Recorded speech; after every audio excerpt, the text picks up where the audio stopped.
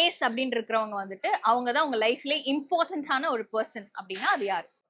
இவங்க தான் முக்கியம். அட வைஃப். ஆமா, எல்லாத்துக்கும் அவங்க தான் ஒரு ஃபர்ஸ்ட் கார்டுன்றீங்க. சொல்லிரணும்ல. ஓகே, கிங் அப்படின்ற மாதிரி என் தந்தை ரங்கநாதன் அவர்கள். அச்சா, எல்லா ஃபேமிலிலயே வருது. குயின் அம்மான்னுவீங்க. எங்க அம்மா. எனக்கு தெரியும். ஃபேமிலி இல்லாமனா யாராவது அப்பா அம்மா இல்ல நிறைய பேர் இருக்காங்களே. காடி கூட வேணுமே. அந்த சீட்டு கட்டே வேணுமே. ஒருத்தர் கொடுத்துட்டு ஒருத்தர் கொடுக்காம விட்டா. ஜாக் மந்திரி மாதிரி உங்களை வந்து நல்லா வழி நடத்துவா. சிவகார்த்திகேயன் ஐயா. பியூட்டிஃபுல். அண்ட் லாஸ்டா இருக்கிறது வந்துட்டு ஜோக்கர்.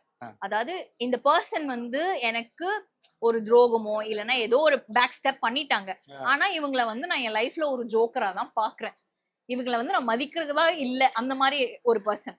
இல்ல, நீங்க நமக்கு பேக் ஸ்டாப் பண்ண ஆளா இருக்கட்டும், ஏதோ நமக்கு நீங்க சொன்ன மாதிரி நமக்கு துரோகம் பண்ண ஆளா இருக்கட்டும், அவங்கள மறந்து கடந்து போறதுதானே வெற்றி. அத மறுபடியும் ஞாபகப்படுத்தி நான் இங்க சொன்னேன்னாவே நான் தோத்துட்டேன்னு அர்த்தம் இல்லையா? ஓகே, இப்ப நம்ம சீட்டு கட்டுல விளையாடுற மாதிரி ஜோக்கர் எடுத்துக்கலாம். ரைட். ஒரு எப்படின்னா ஒரு துருப்பு சீட்டு மாதிரி நீங்க வந்துட்டு வாழ்க்கையிலேயே வந்து தோத்து போற மாதிரி இருக்க நிலைமையில கூட இந்த ஒரு பர்சனை கூப்பிட்டனா என் வாழ்க்கையே வந்து அப்படி டபடபடபான்னு மேல போயிடும் அப்படின்னா அது நிறைய பேர் இருக்காங்க அந்த மாதிரி. அது கோல்டன் கார்டுங்க, கோல்டன் ஆப்பர்ச்சுனிட்டி. ஒருத்தர் தான் சொல்லணும்.